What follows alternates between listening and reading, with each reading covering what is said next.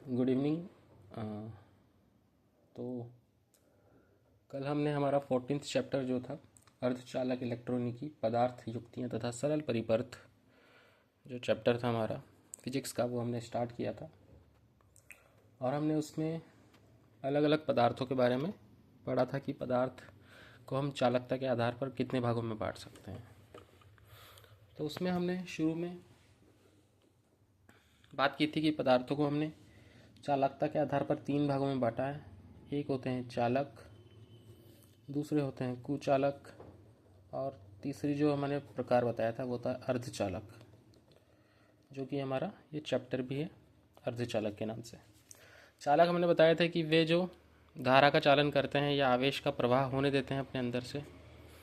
कुचालक जो होते हैं वो धारा का प्रवाह अपने अंदर से नहीं होने देते, विद्युत धारा कोई प्रवाहित नहीं होने देते या फिर आवेशों को प्रवाहित अपने अंदर से नहीं होने देते। अर्धचालक जो होते हैं उनके बारे में हमने पढ़ा था कि परम शून्य ताप यानी कि 0 केल्विन ताप पर क्या होते हैं ये आवेशों को प्रवाहित नहीं होने देते, लेकिन सामान्य ताप या फिर कमरे के ताप पर आवेश जो है इसमें से प्रवाहित होने लगते हैं या फिर धारा प्रवाहित होने लगते हैं। यानी कि अर्धचालक कभी तो कुचालक की तरह व्यवहार करते हैं और कभी चालक की तरह, इसलिए हम इनको क्या बोलते हैं, अर्धचालक। हमने पढ़ा था कि इनकी जो प्रतिरोधकता है वो चालकों से तो कम होती है, चालकों से ज़्यादा होती है, और कुचालकों से थोड़ी कम होती है। उसके बाद हमने अर्धचालकों के अलग अलग प्रकार पढ़े थे। तात्विक अर्धचालक जैसे सिलिकॉन और जर्मेनियम। उसके बाद हमने यौगिक अर्धचालक पढ़े थे जिसमें अकार्बनिक अर्धचालक थे हमारे। CDS अकार्बनिक अर्धचालक था। गैलियम आर्सेनाइड एक अकार्बनिक अर्धचालक था। CDSE एक अकार्बनिक अर्धचालक था। इंडियम फॉस्फेट एक अकार्बनिक अर्धचालक था।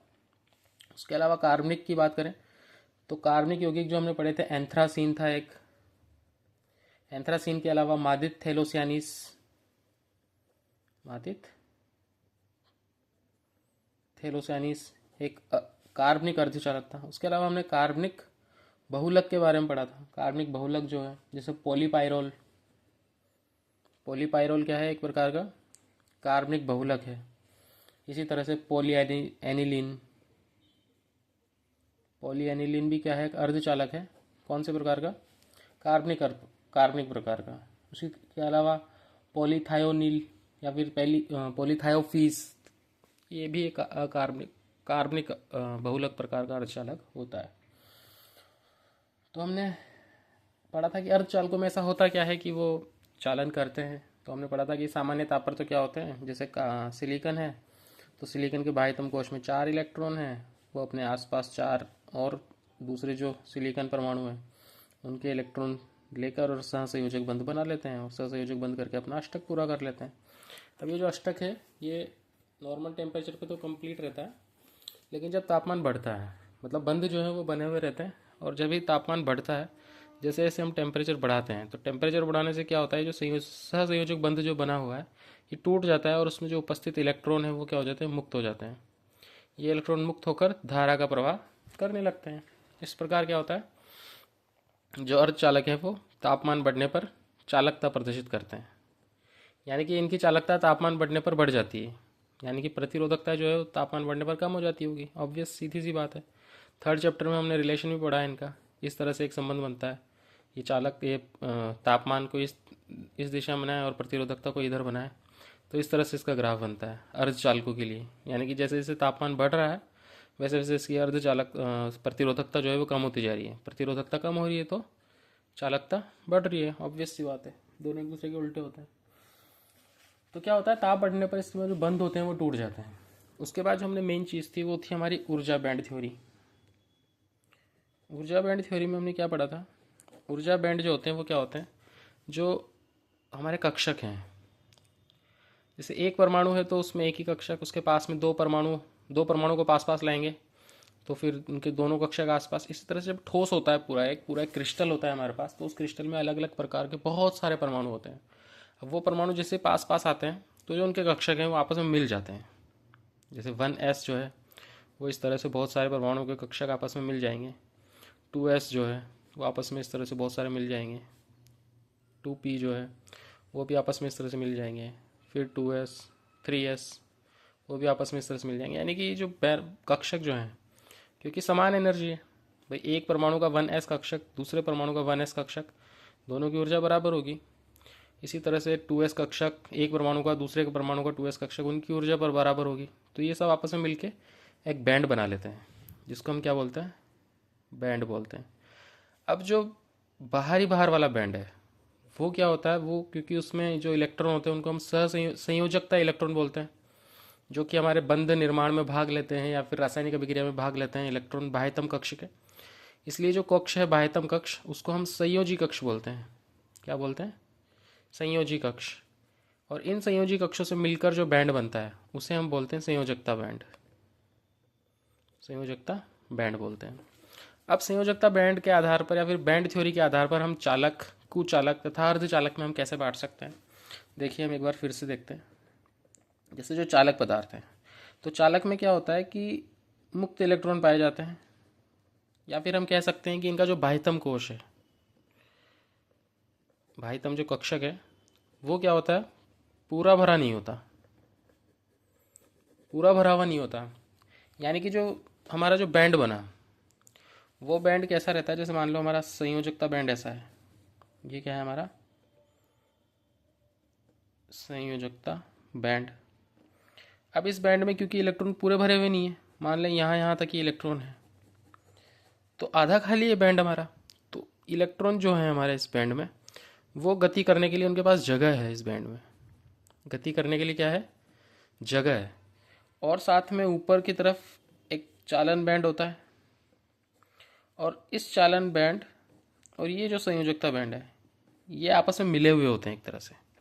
यानी कि इनके बीच में जो ऊर्जा का अंतराल होता है, भाई दो बैंड होंगे तो उनके बीच में एनर्जी का डिफरेंस तो होगा ही ना। जैसे इसकी कुछ अलग एनर्जी होगी, इसकी कुछ अलग एनर्जी होगी, इस बैंड की कुछ अलग एनर्जी, इस बैंड की कुछ अलग एनर्जी, इसके बाद जो अगला बैंड आएगा 3p, उसकी कुछ अलग एनर्जी होगी, कुछ अलग ऊर्जा होगी। तो इसके ऊपर जो चालन बैंड है उसकी ऊर्जा अलग है, संयोजकता बैंड की ऊर्जा अलग है। तो इन दोनों की ऊर्जा के बीच में जो अंतर होता है उसे हम बोलते हैं फॉरबिडन एनर्जी गैप। क्या है ये एनर्जी गैप, फॉरबिडन क्योंकि कि उसमें इलेक्ट्रॉन नहीं रह सकता। जैसे ये ऊर्जा का गैप इतना है तो इतने हिस्से में इलेक्ट्रॉन नहीं पाया जाएगा, इसलिए हम इसे क्या बोलते हैं, इसे बोलते हैं हिंदी में वर्जित ऊर्जा अंतराल। अब ये जो वर्जित ऊर्जा अंतराल है, इस वर्जित ऊर्जा अंतराल के मान के आधार पर हम पदार्थों को 3 भागों में बांट देते हैं। अगर वर्जित ऊर्जा अंतराल हमारा 0 इलेक्ट्रॉन वोल्ट के पास में है तो उन पदार्थों को हम चालक बोल देते हैं। अगर वर्जित ऊर्जा अंतराल हमारा 3 से लेकर 7 इलेक्ट्रॉन वोल्ट के पास में है तो उसे हम कुचालक बोल देते हैं। और वर्जित ऊर्जा अंतराल 1 इलेक्ट्रॉन वोल्ट के आसपास है तो उसे हम अर्धचालक बोल देते हैं। अब क्या होता है इससे, जैसे 0 इलेक्ट्रॉन वोल्ट यानी कि चालक में क्या होता है, ये चालन बैंड और संयोजकता बैंड, उन दोनों के बीच में जो जगह है वो कितनी है, 0, यानी कि उनके बीच में कोई अंतर ही नहीं है। तो यहाँ के जो इलेक्ट्रॉन है वो आराम से इधर जा सकते हैं, वापस उधर से इधर आ सकते हैं, क्योंकि कोई अंतर ही नहीं है ऊर्जा में। तो आराम से वो क्या कर सकते हैं, गति कर सकते हैं। या फिर इसी को हम जो खाली जगह बोलिए, यही एक तरह से चालन बैंड की तरह काम करने लग जाता है। तो इलेक्ट्रॉन आराम से इधर इधर घूम सकते हैं।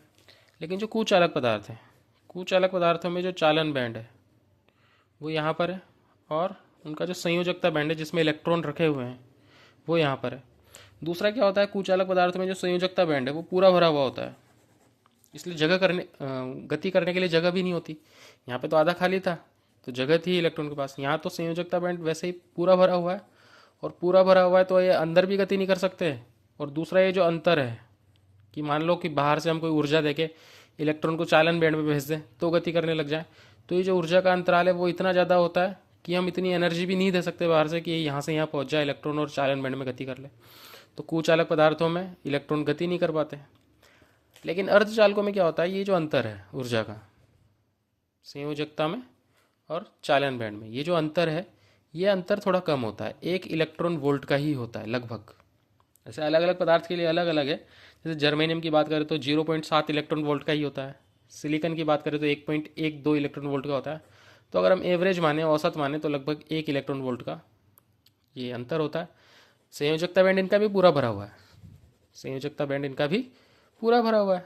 क्योंकि क्या हो रहा है भाई, 1 इलेक्ट्रॉन सिलिकॉन है उसके चारों अष्टक पूरे हो रहे हैं तो उसका संयोजकता बैंड भर गया, संयोजकता बैंड भर गया तो उसमें जगह ही नहीं है गति करने के लिए। लेकिन क्योंकि बाहर से ऊर्जा प्राप्त करके इलेक्ट्रॉन और चालन बैंड में पहुंच जा रहे हैं और वहां पे गति कर रहे हैं, इसलिए किसकी तरह व्यवहार करने लगता है, ये चालक की तरह व्यवहार करने लगता है। तो हमने चालकता के आधार पर पदार्थ तीन प्रकार के पढ़े। तीन पदार्थ होते हैं हमारे, चालक, कुचालक, अर्धचालक। उसके बाद हमने ऊर्जा बैंड थ्योरी पढ़ी थी कल। उसके बाद में हमने ऊर्जा बैंड थ्योरी के आधार पर पदार्थों के तीन अलग अलग प्रकार पढ़े थे। वर्जित ऊर्जा अंतराल तीनों के लिए क्या क्या होते हैं उसके मान हमने पढ़े थे। ठीक है।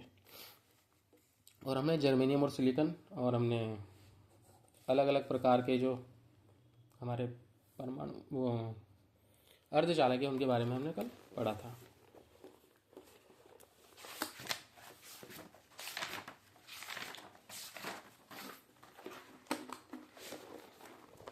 अब बात करें हम आगे की, तो हमारे जो अर्धचालक हैं, क्या हमारे अर्धचालक वो क्योंकि बहुत कम चालकता प्रदर्शित करते हैं, चाल को जितनी तो चालकता प्रदर्शित नहीं कर पाएंगे ना, तो उनकी चालकता बढ़ाने के लिए हम क्या कर देते हैं, उनमें अशुद्धियाँ मिलाते हैं।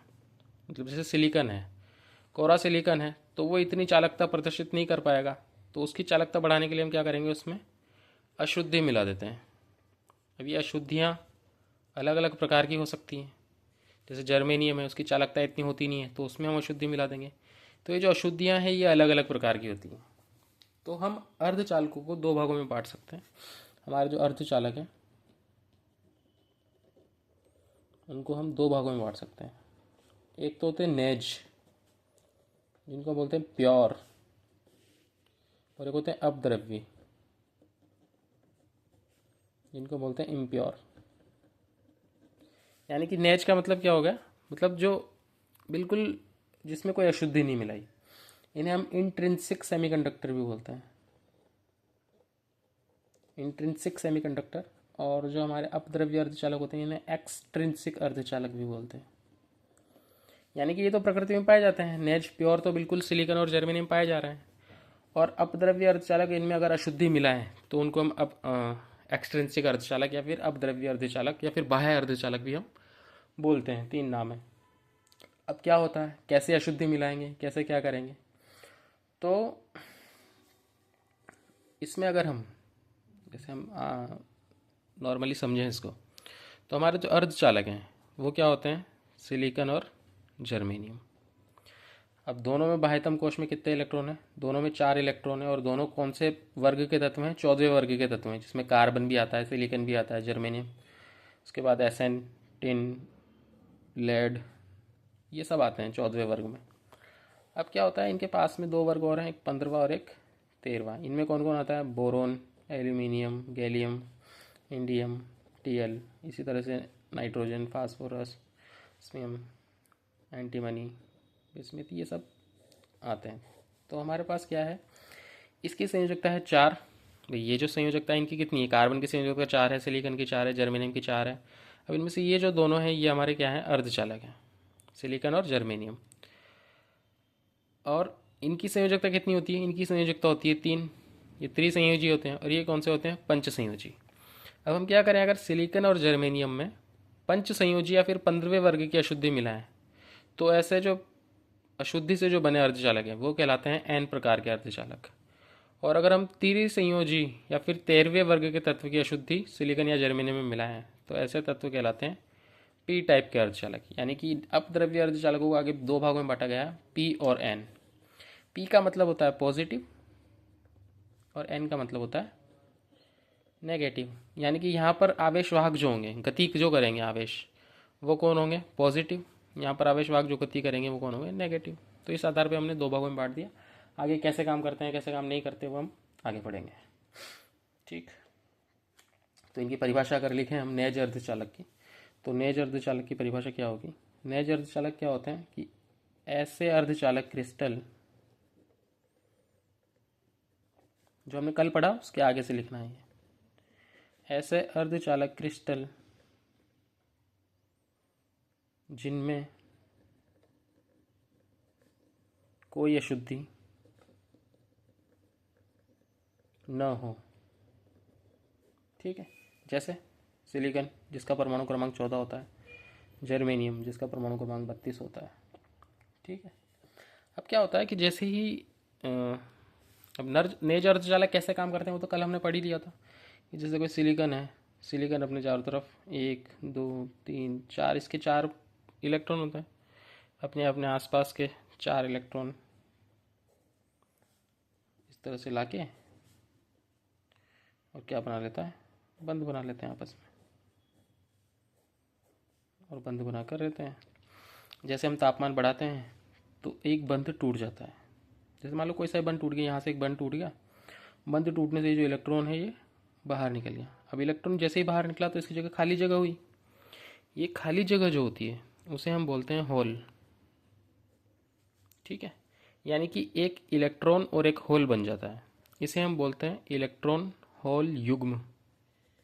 क्या बोलते हैं? इलेक्ट्रॉन होल युग्म। इसका क्या होता है? निर्माण।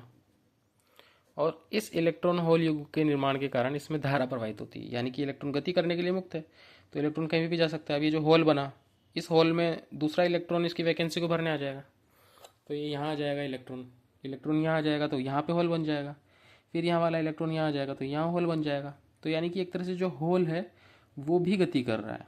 इलेक्ट्रॉन तो गति करेंगे इसी, मुक्त जो हो गए वो, और जो होल है वो भी अपनी गति कर रहा है। तो यानी कि यहाँ पर इलेक्ट्रॉन भी गति करता है और जो होल होता है वो भी गति करता है। तो जो नए अर्धचालक हैं उनमें जो आवेशवाहक हैं, आवेशवाहक यानी कि जो आवेश गति कर रहे हैं वो कौन कौन है? वो इलेक्ट्रॉन भी हैं और होल भी हैं। और यहाँ पर जो इलेक्ट्रॉन और होल की जो संख्या है n ऑफ E और n ऑफ H, वो दोनों क्या होती है? बराबर।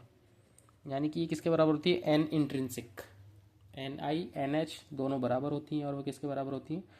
इंट्रिंसिक। इसको हम लिख सकते हैं, एक लाइन लिख लेना कि नेज अर्धचालकों में इलेक्ट्रॉन तथा होल की संख्या समान होती है।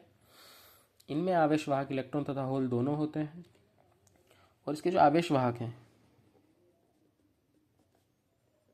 आवेशवाहक का जो घनत्व है यानी कि Ni, उसका जो मान होता है वो कितना होता है? A T की घात 3/2 E की घात माइनस EG/KT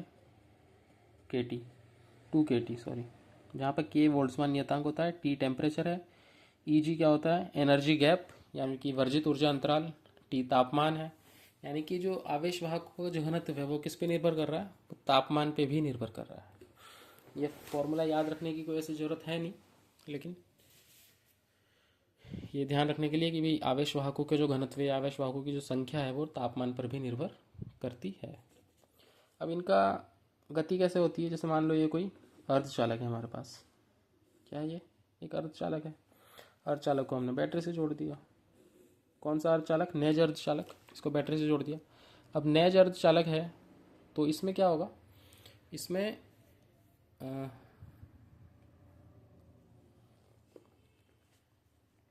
इसमें समान संख्या में इलेक्ट्रॉन और होल होंगे। जैसे जो इलेक्ट्रॉन है, मान लो ये डॉट से हमने इलेक्ट्रॉन बनाया है, इलेक्ट्रॉन, ये इलेक्ट्रॉन है, और ये जो है गोल गोल ये क्या है? होल, वैकेंसी है। तो प्लस इधर है, माइनस इधर है। होल कहाँ गति करेंगे? ये माइनस की तरफ जाएंगे, तो होल की गति धारा की दिशा। अब धारा की दिशा तो क्या होगी इसकी? ऐसे बहेगी। धारा की उल्टी दिशा में क्या बहते हैं? इलेक्ट्रॉन। और धारा की दिशा में क्या बहेंगे? होल। तो होल इस तरफ जाएंगे और इलेक्ट्रॉन इनकी उल्टी दिशा में गति करेंगे। इस तरह से आवेशवाहकों की गति होती है। तो ये हमारा नेज अर्धचालक हुआ। नेज अर्धचालक क्या होते हैं? ऐसे क्रिस्टल जिनमें कोई अशुद्धि नहीं होती, सिलिकॉन जर्मेनियम होते हैं। इनमें क्या होता है? जैसे तापमान बढ़ाते हैं तो इलेक्ट्रॉन होल युग्म का निर्माण होता है। इलेक्ट्रॉन और होल दोनों की संख्या समान होती है। और इसका सूत्र कितना होता है? Ni बराबर A T की घात 3/2 E की घात माइनस EG/2KT। तो जब भी हम बाह्य विभवांतर लगाते हैं तो इलेक्ट्रॉन प्लस की ओर और होल माइनस की ओर गति करते हैं, और इससे क्या होती है? धारा प्रवाहित होने लगती है। यह हुआ हमारा नेज अर्धचालक। अब हम पढ़ेंगे अपद्रव्य अर्धचालकों के बारे में कि उनमें धारा किस तरह से प्रवाहित होती है। तो अपद्रव्य अर्धचालक, अपद्रव्य अर्धचालक, अपद्रव्य अर्धचालकों की परिभाषा लिखेंगे तो इसकी परिभाषा क्या होगी? इसकी परिभाषा लिखें कि नेज अर्धचालकों, देखो मैं काफ़ी स्लो पढ़ा रहा हूँ तो आप लोग अपने वीडियो की जो स्पीड है वो 1.25 या फिर 1.5 स्पीड करके देख सकते हैं, और नोट्स बनाते टाइम पे उसको स्पीड को धीरे कर ले ताकि तुम मेरे साथ लिख सको। तो नेज अर्धचालकों की चालकता, अब क्या होता है, नेज अर्धचालक यानी कि सिलिकॉन अकेला है और जर्मेनियम अकेला है। तो यहाँ क्या हुआ, यहाँ एक होल पेयर बना इस तरह से। अब ये होल पेयर कितना ही धारा प्रवाहित करा देगा, मतलब जो इलेक्ट्रॉन होल युग्म है वो तापमान पर निर्भर कर रहा है। तो जैसे जैसे तापमान बढ़ाएंगे उतना ही होल पेयर बनेगा, तो कम तापमान पे तो हो ही नहीं पाएगा। तो हम क्या चाहते हैं कि कम तापमान पे भी हम अधिक धारा प्रवाहित कराएं। तो उसके लिए हम क्या करवाते हैं, उसमें अशुद्धि मिलाते हैं। तो हमें क्या करनी है, असल में चालकता बढ़ानी है। किसकी, नेज अर्धचालकों की। तो परिभाषा क्या होगी इसकी, अपद्रव्य अर्धचालक की, कि नेज अर्धचालकों की चालकता में वृद्धि करने के लिए, चालकता में वृद्धि करने के लिए इसमें अशुद्धि मिलाई जाती है। इसमें अशुद्धि, अब ये जो अशुद्धि है ऐसा नहीं बहुत सारी अशुद्धि मिलाई जाती है, बहुत कम मात्रा में अशुद्धि मिलाई जाती है इसमें, अत्यल्प मात्रा में। ठीक है, और इस अशुद्धि मिलाने से इस प्रकार बने अर्धचालक, इस अशुद्धि मिलाने से जो अर्धचालक बने वही क्या कहलाते हैं, अपद्रव्य अर्धचालक कहलाते हैं। अपद्रव्य अर्धचालक कहलाते हैं। अब ये दो प्रकार के होते हैं, ठीक है, एक होते हैं एन टाइप और दूसरे होते हैं पी टाइप। तो हम इन दोनों के बारे में पढ़ेंगे पहले विस्तार से। तो सबसे पहले अगर हम पढ़ें एन टाइप के बारे में कि एन टाइप के अर्धचालक क्या होते हैं, तो मैंने बताया था पहले कि एन टाइप यानी कि किसकी अशुद्धि मिलाएंगे हम, 15वें वर्ग की या फिर पंच संयोजी। तो हम क्या लिखेंगे इसकी परिभाषा, कि जब चतुर संयोजी, जब चतुर संयोजी नेज अर्धचालक, जब चतुर संयोजी नेज अर्धचालक में पंच संयोजी तत्व की अशुद्धि मिलाई जाती है, तो इस प्रकार बना अर्धचालक क्या कहलाता है, एन टाइप का अर्धचालक। आपको पूरी परिभाषा लिखनी है अपने नोट्स में कि जब चतुर संयोजी नेज अर्धचालक में पंच संयोजी तत्व की अशुद्धि मिलाई जाती है तो इस प्रकार बने अर्धचालक एन प्रकार के अर्धचालक कहलाते हैं। ठीक है, अब ये पंच संयोजी तत्व हैं, ये कौन कौन से हो सकते हैं, जो हमारा 15वां वर्ग है। 15वां वर्ग में क्या आते हैं, नाइट्रोजन आता है, फास्फोरस आता है, एएस आता है, एंटीमनी आता है, बिस्मिथ आता है। ये सब हमारे क्या हैं, ये सब पंच संयोजी तत्व हैं। इन्हें हम दाता अशुद्धि भी बोलते हैं। कौन सी अशुद्धि, दाता अशुद्धि भी बोलते हैं। दाता यानी कि ये जो दान करते हैं, इलेक्ट्रॉन का दान करते हैं, इसलिए हम इसे दाता अशुद्धि कहते हैं। अब ये काम कैसे करते हैं, चलो देखते हैं कैसे काम करते हैं। नॉर्मली क्या होता है, हमारा सिलिकॉन, उसके पास में दूसरा सिलिकॉन, उसके पास में एक और सिलिकॉन, उसके पास में एक और सिलिकॉन। मान लें हमने क्या किया है, सिलिकॉन में फॉस्फोरस की अशुद्धि मिला दी, फॉस्फोरस की अशुद्धि मिला दी, तो एक सिलिकॉन की जगह कौन आ गया, फॉस्फोरस आ गया। अब ये फॉस्फोरस क्या करेगा, इस फॉस्फोरस के पास 5 इलेक्ट्रॉन, कितने इलेक्ट्रॉन है, या फिर इस फॉस्फोरस, इस सिलिकॉन की जगह फॉस्फोरस आ गया, सॉरी इससे ज़्यादा समझ में आ जाएगा। मान लो आसपास सिलिकॉन है और यहाँ बीच वाला जो सिलिकॉन था उसकी जगह फॉस्फोरस आ गया। अब फॉस्फोरस क्या है, पंच संयोजी तत्व है, यानी कि इसके बाह्यतम कोश में कितने इलेक्ट्रॉन हैं, 5। अब एक इलेक्ट्रॉन तो सिलिकॉन से ऐसे जुड़ जाएगा, एक सिलिकॉन से इधर वाले से जुड़ गया, एक सिलिकॉन से इधर वाले से जुड़ गया, इस सिलिकॉन से क्या जुड़ गए, फॉस्फोरस के 4 इलेक्ट्रॉन जुड़ गए भाई, 1 2 3 4 फॉस्फोरस के इलेक्ट्रॉन आसपास स्थित 4 सिलिकॉन से जुड़ गए। लेकिन इसका जो 5वां इलेक्ट्रॉन है, ये 5वां इलेक्ट्रॉन क्या है, ये मुक्त रहता है, मतलब दुर्बल बंध के साथ जुड़ा हुआ रहता है, बहुत कम जिसकी ऊर्जा रहती है 0.012 इलेक्ट्रॉन वोल्ट, तो मतलब मुक्त ही रहता है एक तरह से। तो ये क्या करता है, मुक्त इलेक्ट्रॉन गति करने के लिए मुक्त रहता है, यानी कि कौन गति कर रहा है इसमें, इलेक्ट्रॉन गति कर रहा है। और तापमान बढ़ेगा तो होल भी बन जाएंगे, वो होल से और इलेक्ट्रॉन मुक्त होंगे। अब क्या होगा कि यहाँ पर इलेक्ट्रॉनों की संख्या ज़्यादा हो जाएगी, मुक्त इलेक्ट्रॉनों की। भाई एक इलेक्ट्रॉन मुक्त हुआ, एक इलेक्ट्रॉन पहले से ही था, तो 2 इलेक्ट्रॉन हो गए, लेकिन होल तो कितने हैं, होल एक ही है। तो n प्रकार के जो अर्धचालक होते हैं, इनमें इलेक्ट्रॉनों की संख्या होल की संख्या से ज़्यादा होती है, यानी कि इसमें जो बहुसंख्यक आवेशवाहक है, मेजोरिटी जो चार्ज कैरियर हैं, बहुसंख्यक आवेशवाहक, वो कौन होंगे हमारे? वो होंगे इलेक्ट्रॉन। बहुसंख्यक आवेशवाहक कौन होंगे हमारे? इसमें इलेक्ट्रॉन होंगे। और इलेक्ट्रॉन के पास कौन सा चार्ज होता है? माइनस चार्ज होता है, नेगेटिव चार्ज होता है। इसलिए नेगेटिव आवेशवाहक ज़्यादा होते हैं, इसलिए इसको हम कौन सा अपना प्रचालक बोल देते हैं? एन टाइप का अर्धचालक। अब इसका अगर हम देखें परमाणु वो क्रिस्टल कैसा होता है, तो क्रिस्टल में क्या होते हैं? अब ये फॉस्फोरस ने एक इलेक्ट्रॉन दान दे दिया, तो फॉस्फोरस क्या हो जाएगा? पॉजिटिव हो जाएगा। तो इसमें बहुत सारे फॉस्फोरस हैं जिनके ऊपर क्या है? धनावेश है, या फिर ये पॉजिटिव आयन बन जाते हैं। ये पॉजिटिव आयन बने तो इनके इलेक्ट्रॉन भी मुक्त है। इसका इलेक्ट्रॉन होगा, इसका इलेक्ट्रॉन होगा, इसका इलेक्ट्रॉन मुक्त हुआ, इसका इलेक्ट्रॉन मुक्त हुआ, इसका इलेक्ट्रॉन मुक्त हुआ। और कुछ होल बने, उनकी वजह से भी इलेक्ट्रॉन मुक्त हुए। मान ले 2 होल बन गए, उनकी वजह से भी इलेक्ट्रॉन मुक्त हुए। तो यहाँ पे हम क्या देख रहे हैं कि इलेक्ट्रॉनों की संख्या ज़्यादा है, इलेक्ट्रॉनों की संख्या ज़्यादा है और होल 2 ही हैं। तो होल बहुत कम मात्रा में बने और इलेक्ट्रॉन ज़्यादा मात्रा में बने, तो आवेशवाहक कौन हुए गति करने वाले? इलेक्ट्रॉन। इलेक्ट्रॉन ज़्यादा है, इसलिए हम इसको क्या बोल देते हैं? एन प्रकार का अर्धचालक। जो परमाणु है फॉस्फोरस का, या फिर एस का, या फिर एंटीमनी का, या फिर बिस्मिथ का, वो क्या कर रहा है? वो एक इलेक्ट्रॉन दान में दे रहा है, इसलिए इन अशुद्धि को हम कौन सी वो शुद्धि बोलते हैं? दाता अशुद्धि बोलते हैं। ठीक है, तो ये एन टाइप का अर्धचालक हो गया। उसके बाद जो दूसरा टाइप का अर्धचालक है वो है हमारा पी टाइप का अर्धचालक। अब इसकी परिभाषा क्या होगी? लिखो, इसकी परिभाषा क्या होगी? लिखो अपनी नोटबुक में, लिखो कि जब चतुर्संयोजी नैज अर्धचालक में त्रिसंयोजी, क्या?